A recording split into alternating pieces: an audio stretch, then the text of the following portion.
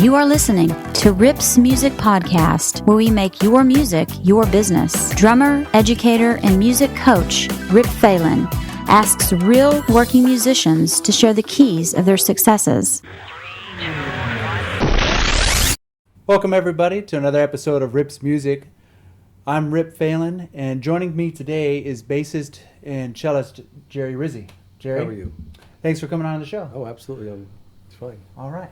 Well, the purpose of this show is really to help other musicians who want to go professional. And I interview a lot of working musicians about what it's like to get to where they are today and some of the trials and stuff they've gone through their life, and then maybe some strategies and tips for those at home that want to be professional musicians. Sure. So first, let's talk about your background. Like, what does it mean to be Jerry Rizzi today? And you explain that to people at home. Sure. I'll tell you, well, without giving away my age, I remember when I was about 19 or 20 and I was driving down the street and I was thinking to myself, I hope one day when I'm older that I'll thank myself from back then that I'm going to really work at it.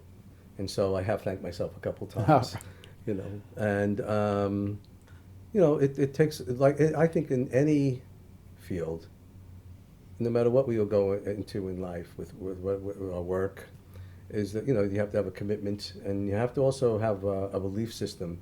And believe me, sometimes you doubt it. Sure. You know, to this day, sometimes, like, you know, we all have doubts at times. Yeah. You know, and but you just keep moving forward. So talk a little bit about what you're doing now. You're a bassist and a cellist, and I heard you're also composed. Yeah, I'm a composer. I feel like I'm a composer first and foremost because when I write a piece or I record a CD, I don't do it as a cellist or a bassist. I do it as a composer. If it calls for a really, you know, flashy, really nice riff on the bass, fine. But I've written a number of pieces where, you know, it's a modest line, no big deal. And so I think of the composition first. Though I love my bass, I love the cello, and I use guitar for the different pieces also. And I like to mix a lot of different instruments with it too. Well, so do you work mostly as a composer, or do you work in the studio a lot? Well, the answer is yes to both. And but right now I'm teaching a whole lot. Sure. I've got basically 50 students. Okay. And you know, some every other week, some are weekly. I have them at all different ages. I have adults, I have teenagers, I have really young children. And so I'm devoting a lot of time to the teaching aspect.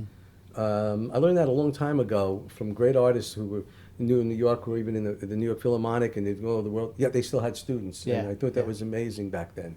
So I love doing that, and plus it keeps me on the ball a little bit.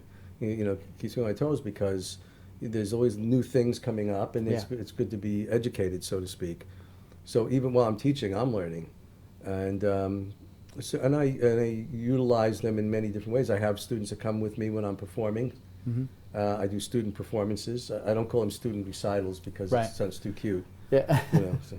Yeah, we have the school I teach at. We do not recitals. We do like concerts or band concerts, student concerts, and or we call them coffee houses and a couple other things. But yeah, teaching is kind of a big thing for me too. And like you, I'm learning all kinds of new stuff that I wouldn't have been exposed to if I was just studying what I wanted to study. My students are making me hip. Yeah, exactly. Or hipper. So, aside from teaching, what are some other ways that you get work as a musician? Performances, you know, I'll perform at different events. I host and music and spoken word events. I've done about a dozen of those over the last year and a half, and I've got a couple things coming up.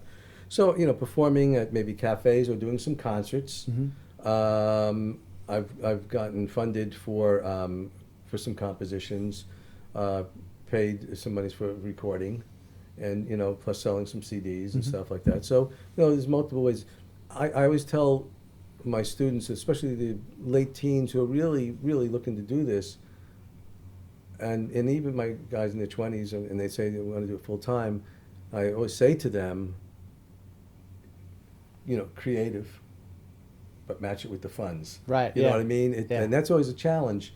And so I'm always fascinated that like a lot of them will work at, like maybe I said, work at a bookstore or Starbucks and whatnot, and pursue your career with your music, and if and when it comes time to really just go to it fully.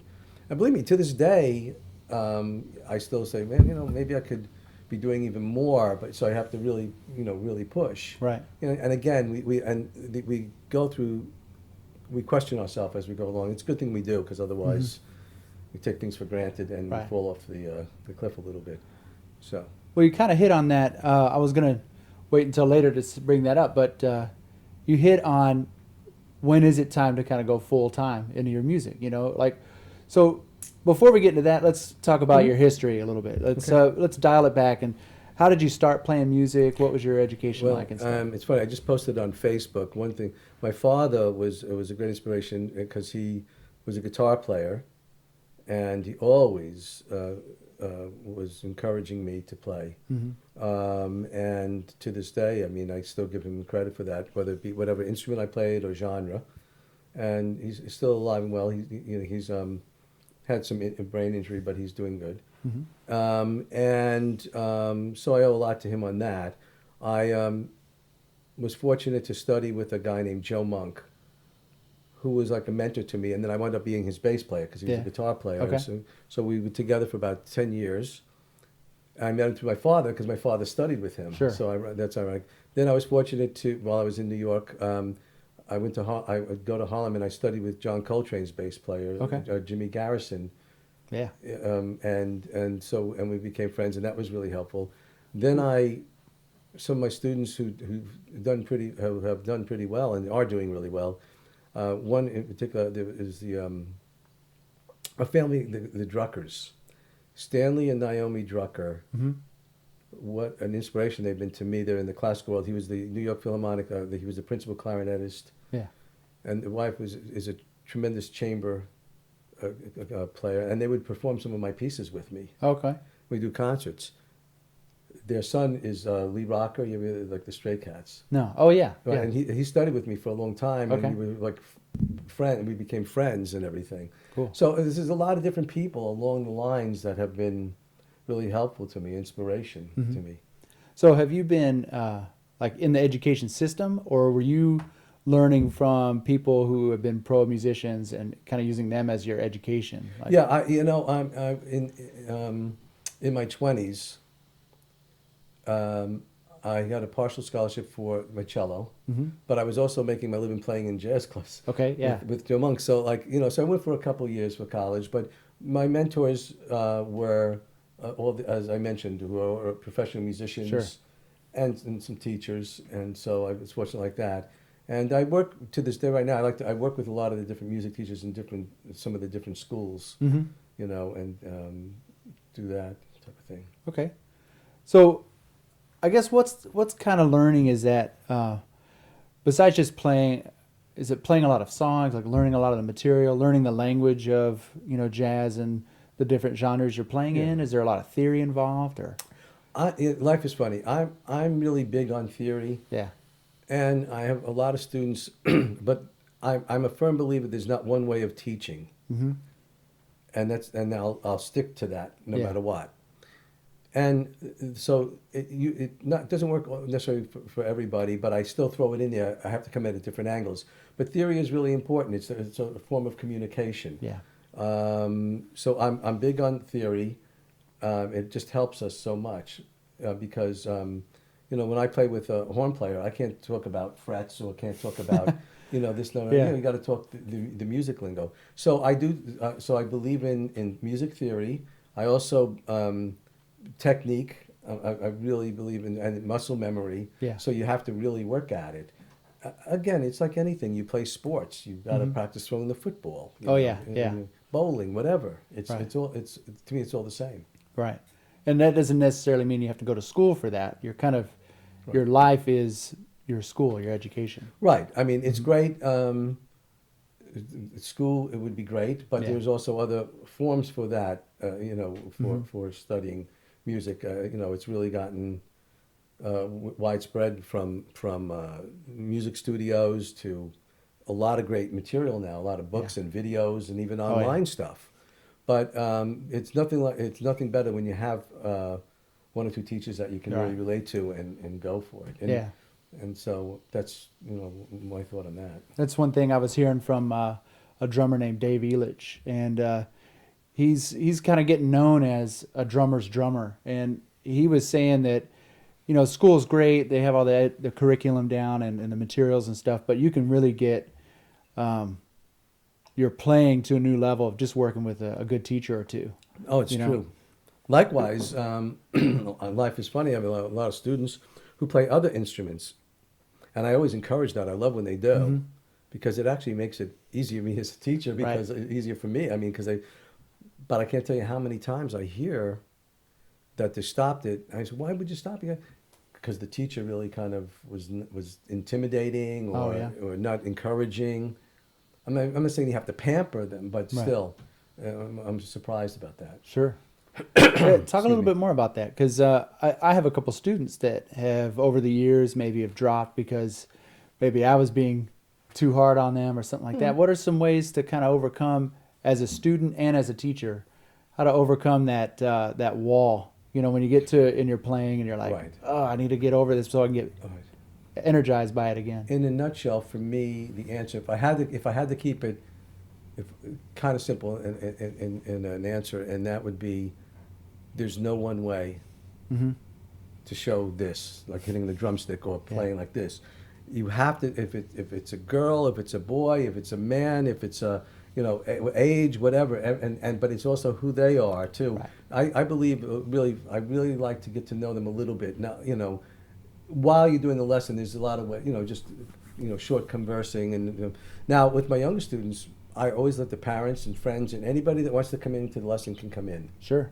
Anybody. I have some friends that I really like, and some teachers, they don't like that. They say, no, just one, and if I need to maybe point out to the parent, hey, let me do it this, what I'm trying to say is this, then they're fine. Sure. So that's what I would say in a nutshell, because there's no, there's not one way teaching. There's not one way of learning too, Well, yeah, it goes hand in hand. Right. Thank you. Right. I should have said that. Sure. Right. Well, since we're kind of on that topic, let's talk a little bit about, what is your routine like today? That was one thing I wanted to talk about was, what does your practicing look like? I mean, you've been playing for a while. You've established some kind of a facility on your instruments. And how do you keep the chops up? How do you prepare for a gig or a recording? Well, Life is funny, because some weeks I'm really busy when I'm teaching, and it's funny that you think, well, I have my instruments in my hand, for 50 different times, and yet I can feel my chops on the week if I'm not teaching on a Sunday, something like that. Wow. It's one thing. So, before a gig, I make sure I practice my technique. I think if I'm teaching a lot, at least 2 or 3 times a week, I try to just do my own scales and exercises like that.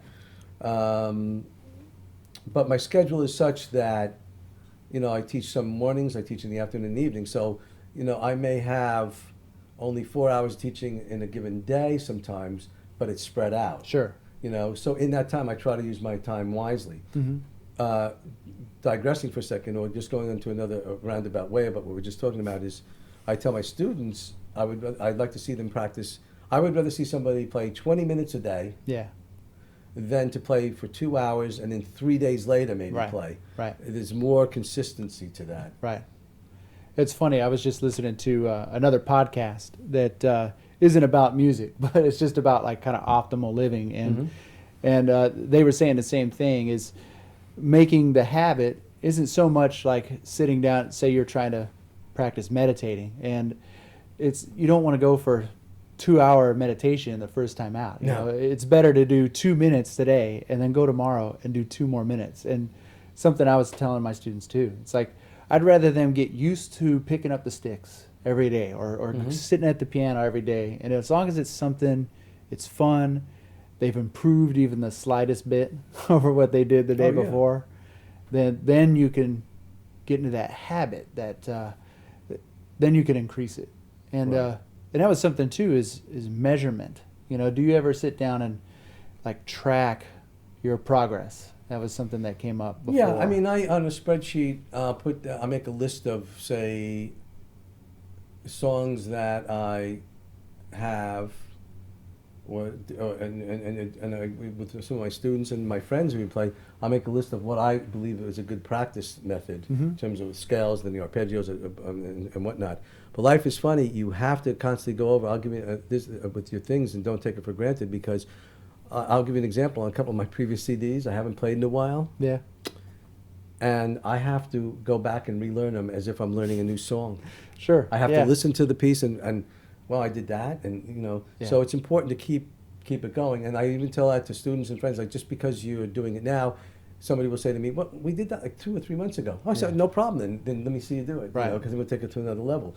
So you do have to kind of make sure that you keep a track of maybe what you haven't played in a while. So I try to do that. Like, right now I'm kind of recovering some of my pieces from a previous CD that I really right now have to relearn. I wrote the stuff. Right. Yeah. I recorded the stuff. I performed the stuff. And I'm telling you right now, some of them I can't play it for you. Not that I can't, because it's hard. Just that I don't know it. Right. Right. I've been in that situation too. Done a reunion show with my old band and had to go back and spend 2 weeks. You're learning the charts, and I played them and recorded them multiple times, but all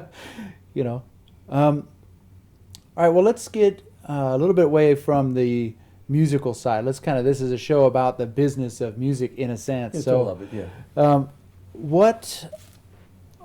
I guess when you're growing up and you're learning and you're getting a few gigs, when was that moment that you felt like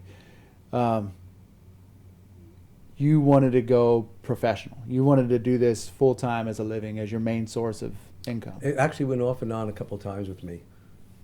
There was in my 20s, and then I had a couple of, I don't know, just different things outside of music that just weren't working out. And there was a time when I stopped playing music for about a year or two and just got into some marketing and just did some other business. Sure. And then came back to it, and then I brought it back in and incorporated it slowly but surely and rebuilt it again. Right. So it's important that, and also if somebody's involved in a relationship or married or have kids, got to make sure that it works, because that comes first. You know what I mean? So like being a single dad is, what's important to me is that, okay, yeah, I'm doing this, and people go, wow, that's cool, yeah, that's cool. As long as I'm matching with the funds. Right. Because if I wasn't, I wouldn't be sitting here right now. Yeah, yeah. You know what I mean? So you have to really have that business sense. I confirm lessons and say, okay, this day confirm my performances, how much I get paid, who I'm going to pay. It's a whole business. I treat it like a business too. Sure. Yeah. We'll talk a little bit more about that. Well, even accountants would be proud of me. That's good. So let's explore that a little bit more, because that's something I've been pretty interested in, is how to run my music career as a business. So you're talking about like little things. You're getting students. I guess you do your own marketing for that. You teach out of your home, right? I teach several places. I teach here Wednesdays and Fridays, and then sometimes on a given evening when I come back. I teach in mid-cities, like at a studio, at a store called Mr. E's, where I have the space there, like 4 days a week, and I have quite a bit of people there. And then I have a couple people further, about 15 miles away from, in Allen and McKinney, that I'll teach about 3 or 4 at the house, because I'm over there and it makes sense. Yeah. What's important is to try to keep a schedule, because it could be all over the map, and after a while it becomes counterproductive. Yeah. And costly. Yeah. So it's important to stay on top of it, constantly confirming, and the whole 9 yards. And like I said, I have several different performances coming up, for instance, and I'm timing it. I'm ahead of time. I'm going to rehearse with this, and it makes sense to do it here because I'm opening. You don't want to start saying, okay, I got a rehearsal, I'll cancel this and do this. Then you're trading dollars. Yeah. So we have to be careful, because it's very easy for artists, the musicians, artists, whatever, to do stuff like that. You know what I mean? And I've been guilty of that before. And it's like, holy mackerel, you know what? I really didn't make what I was going to make because I did this. So you have to have that business sense. It doesn't take away from the creativity. Sure. I'm still working on that. I'm not sitting here like I'm the master businessman. Right. Yeah. But So you're saying you want to honor the commitments that you've made, and then any new work or new business, you need to make sure that incorporate it with it. So make sure that it all fits. It's okay to adjust some if you have to, but not at the point of losing. Yeah. I've been fortunate. I've networked, and I had a music producer. He's quite busy with some other projects, but he was really helpful and really helpful in getting things together with my previous CD, my recent CD, my last CD, which is about a year and a half old now. Okay. And so and you just have to stay on top of that, and like networking when you're out and about. Yeah. Keep your eyes open with that, and works. I mean, even a casual thing at a Starbucks. Yeah. I can't tell you how many students I've gotten, let alone performances, or just acquaintances, and it just builds up. And I'm also on Facebook, and I put things out there. Though when I'm on Facebook, I don't talk about if I stub my toe, right? Yeah, or if I cut my toe, nail, but I just talk about I'm doing this, guys, sure. blah blah blah, So what does that strategy look like? Because that's something I've been studying too, is social media strategy. Like what are some things that are you posting articles about? Yes, music. I'm posting articles. I'm posting I'll give you a perfect example. Last week, I saw that I was going to be on this cable show that I actually recorded 2 years ago, but it was coming back in the New York area, so I put it out there and let a lot of different people know and network like that, and then the fellow who hosts this guy, Wes Houston, I love him, he appreciates that too, because it gives him momentum, so everybody feeds off of that. Yeah. And then you use that. I can't tell you how many press kits I have. Oh yeah. In the past, I remember a lot of my guys that I looked up to when I was much younger had all those things, and you use those depending on where it is that you're going or doing and that type of stuff. So what does your press kit look like? Well, now I have, like I said, from using Facebook, or depending on the situation, articles. I have a lot of different magazine articles, sure. Newspaper articles, online information that I'm able to print out, and so there's that is changing a little bit now, again with social media. Right. So yeah. So I use all of it. So it's kind of like your things that you've done, things you've accomplished. Yeah. Well, I'm on YouTube a lot. Yeah. And just using all the different facilities online. Now, do you know how to do all that stuff yourself, or do you have people that that are better with it? My 13-year-old son is better than I am with my apps. Yeah. And no, but I have people. I have a couple different. They call themselves nerds, so I'm not putting them. Computer nerds who really help me with that when I need to move things around. I'm pretty good with it. I'm kind of like the guy they fed the fish to. You feed a man fish, and he'll eat for a day, teach him how to fish. Yeah. I'm that guy who they always come over and help me, and take care of it for me. Right. And then I need it again, So. Yeah. There's a lot of that.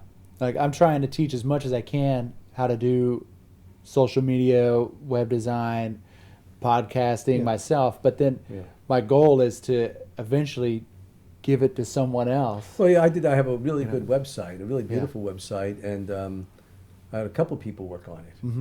And then I even had a really amazing photographer that came out on behest of my music producer and he came in and took amazing shots, and man, we ran with that online, and that was really good too. Cool. Yeah. So just everything, just got to keep putting it out there and networking. Yeah. So I guess break it down a little bit. What does your day or your week look like from your career point of view? Like, how much time are you spending practicing or teaching or marketing and networking? Kind of, give us a snapshot of what that looks like. I'm busy like 6 days a week. I'm a single dad, and and we joint custody, so I see my children quite a bit each week, and which is great because it's what I prefer. Yeah. Than my life. But I was going to say that I will teach. For instance, Saturday is my busiest day. Sure. I'm I leave my house at 9, and I'll teach straight through until like 4 o'clock or 3:30. and then drive back for about an hour or so. But then on the other days, like for instance Wednesday, I'll give you an example today. Wednesday I taught from 1:30 till 7. Mm-hmm. Okay? Yeah. Friday now I'm a little bit open. I only have 3 on Friday because I work with everybody. That's another thing too as a teacher. I'm flexible with scheduling as long as you don't just stand me up. But if you want me to change it around. So basically it's a full day, but it's not a hard day. Yeah. Like on Tuesdays I may teach 2 hours in the morning, but then late afternoon I'll teach for 4 hours. Okay. You know, so it is a full day. Yeah. But it's spread out. But that's okay too. Yeah. You know. Yeah. And so that gives me time for doing. That's where I have to stay disciplined. Yeah. And say, okay, I've got these 3 hours. I'm going to come home. I told you, I'm working on a recording with this one girl on this song, and I need to work on this. Sure. You know what I mean? Yeah. So you have to really be disciplined. And I'm not saying I'm always that. Right. You know, Oh, I yeah. get sidetracked. Yeah. You know, it's very easy to. Yeah. It's. I mean, when there's no one asking for a report or telling you to clock in or something, it's easy to to just push those things to the side. So, well, talk a little bit more about that. Like, what do you have to just use willpower, or do you set up things that help you, kind of like tricks? Because or I used to tell my students triggers. You know, that ones that had a hard time practicing. Yeah. Every time you walked into the room, you had to practice for 10 minutes, or every time the commercial came on, you had to practice stick control, or, anytime someone called you, you had to do a scale or something like that. Do you have triggers for your business stuff too? Or? Well, I would say I follow through if like the night before, for the next day, I always will make little notes either on a spreadsheet or on my smartphone or my not so smartphone, and and then do a checklist, and then Sure. I get on myself. If I didn't, then I'll hit myself harder the following day. But so I don't know if I have tricks. I'm in the routine. Sure. With it, like I knew today we were going to be doing this, and I was able to work my schedule a certain way, whereas tomorrow I'm devoting 3 hours to work on the cello with this other piece, and so you just have to follow through with it, and then you let yourself down if you don't, and it comes back to bite you. So I have to stay on top of it. Well, let's kind of shift gears a little bit and talk about family. Was one kind of area that I wanted to discuss because, like you said, you're a single dad. You have 3 kids. Is that right? And what is being a musician like? Being a single dad. Well, I don't go out and play every night or play on, and I have friends who do, so I'm not knocking that at all. Yeah. Like go and play bars and stuff like that. That's not my setting. All right. And I have a very workable relationship with the mom and whatnot. So, I usually will perform on Fridays and Saturday, and when Saturdays come up, then I work out another schedule. Sure. And we work out like that. So mine is right now is composing, recording, teaching extensively, and various performances. Like for instance, the next 3 performances coming up. 2 of them are going to be Saturday afternoon, and they pay well. Yeah, they're going to pay nicely. And then a Friday night, and that actually is going to pay nicely too. So, but I host those, so I have to put work into those. Yeah. So I do set programs. It's not just like hit and miss, and and when I do perform, I also include a lot of different people. So the schedule works out okay with my children, and their mom. So we just work that out as I go along. And there's a lot of holes in my schedule. So during the day, for instance, we had the school thing tomorrow. Well, I worked out my schedule, so I'm going to be at the school on Thursday. Gotcha. Whatever. So So you kind of take up some of the other duties when you're not having to work on your music stuff. Absolutely. Was there a time earlier when the kids were younger or something like that? Was it different? Was there any kind of struggle or some kind of obstacles having a family and still being a musician? What kind of? It wasn't easy when younger because it was new for me, and I think I could have done better. Yeah. I'll just leave it at that. I could have done better with my scheduling. it wasn't easy for the mom back then, Mm-hmm. that. So that would be my input. Sure. I still believe family first. Yeah. So, being a musician is nice, but it was also making money. But I also actually, back then, over 10 years ago, I was also doing some independent consultant because I had a business background a bit. So I did some of that along with teaching. But now it's just extensively just my music. Gotcha. So it's kind of morphed, but you kept the family in front.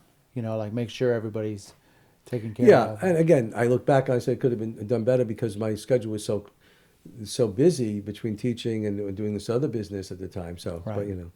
but I'm doing just as well basically, but with just doing the music, which helps because it's a little bit better schedule because I have to have that. Yeah.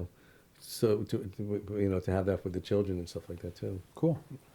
Well, would you say now you're in a place that you feel pretty comfortable as your career goes, or is there? Oh, I will say this. I'm proud of it, but there's still a lot more to do. Yeah. And comfortable. There's times when I'm really proud. I never would feel comfortable. Sure. I would always feel like I would have to still keep going and do more. Yeah. You know what I mean? I mean, you can an accomplishment. Yeah, you feel good. Wow, that was really good. Mm-hmm. That's different. And comfortable. No, you want to make sure that you have everything in place. Yeah. And a continuum. Yeah. Oh yeah. So. Yeah, there's not a lot of security in our line of work. There's not a lot of security in any kind of work. Yeah, it's true. That's a fact. Yeah. And in some ways we're a little bit fortunate because more so in a lot of other industry, because the arts and the music, that's still like a thing that a lot of people hold on to. Mm-hmm. It's I've noticed that. Yeah. Actually. Yeah, it kind of doesn't go away even when the economy's bad or something like that. They people look to art to get away from their and life. the amount of money they spend on, say, lessons is less than maybe if they go out and being flamboyant and Sure. go and do a lot of stuff. Mm-hmm. So I think, and then they turn within themselves a bit more. So Yeah. So that's what I think. Well, what about some future things? What are some things that you want to accomplish coming up? I have my concept for my next CD already, which is going to be music and spoken word. Mm-hmm. And so I'm very interested in that a great deal. So it's going to be, and I call it spoken word because it's not just going to be poetry. It could be like short stories, some of it with music simultaneously. Some of it will be just spoken word, then music. Gotcha. And it's going to be a mixture of classical and folk and jazz, so that type of thing. Are you going to be writing the words and the music? Yeah, I do a lot of writing. Cool. In fact, on my last CD, my most recent CD, Driftwood, I have 4 or 5 pieces in there. Not spoken, but in there, you'll have the song, and then there's a poetry to it. Oh, I gotcha. Okay. Story to it. Cool. Okay. Before we end, what would you tell aspiring musicians? Like, what's one thing they can do today to help further their career in music, whether they want to go professional or whether they just want to have more enjoyment out of it? What's one thing that you would tell people at home to do more of? Well, the obvious thing anybody would say, you make sure you do your practicing, and but then when you're going out there pursuing your music, again, everybody's situation is different. If you're talking about a 20-year-old who's still maybe living at home and has a part-time job, that's fine. But if you're talking about somebody who's in his 20s and married with a kid, you just have to work it. You still have to be smart about it. Yeah. And again, not to be redundant, but again, make sure that you're matching the funds with your creativity. Even if you make money outside of your music, it's not taken away from your music. It's not taken away from your creativity. In fact, if anything, it maybe could help. Sure. But just commitment and practice, and just be true to the art. I mean, you're gonna deal with doubts at times, and hopefully you hook up with the right people. How would you overcome some of those doubts, like some of those periods of despair that you might have, or you feel like maybe you shouldn't be doing this? What has gotten you through those times? I can't tell you how many times life is funny. You know, people may call it God or whatever, but there's times when I have doubts, and then just something will come. My favorite one was, you look for it, you'll get signs, and I'm not talking to, you know, I'm not saying God will send you a sign. Sure. No, but you know, things come up. You know, wow, wait a minute. You know, just leave yourself open to think about, you know, and a lot of times it does come your way.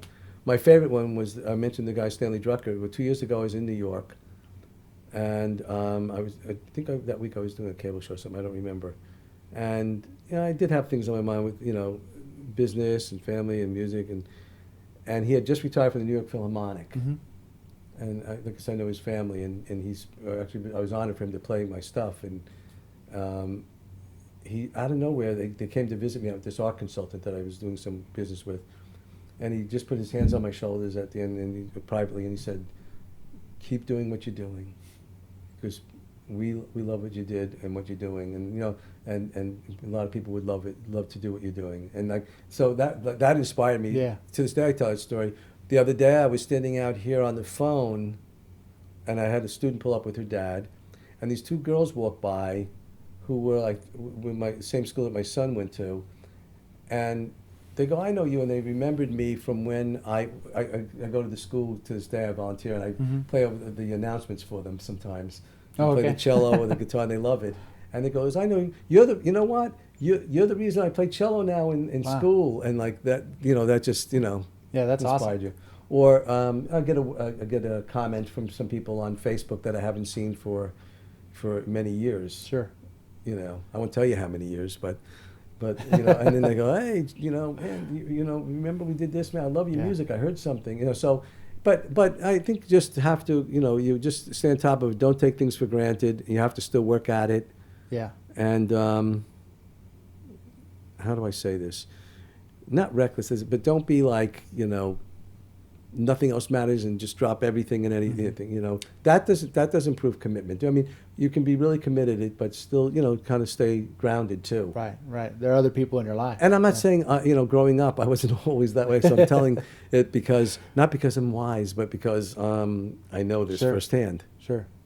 At one time or another. All right. So that's what I would say. Well, that's great. Okay. Well, Jerry, thank you. You got it, buddy. For coming in, speaking with me, letting me come into your house and film this. Yeah, this is my studio. I call it my Bohemian Museum. Yeah. So it's great. Yeah, it makes me want to get started on my music room at home. So. Cool. Good. Well, thanks again for being on the show. And for people at home, remember it's jerryrizzi.com is where you can find Jerry and list of his works, and they also can just go on Jerry Rizzi on Facebook. I'm open like that. So yeah, and don't forget to subscribe to the podcast on iTunes. That's Rips Music. You can find us on ripsmusic.com or subscribe in iTunes. And see you next time. Thanks for watching.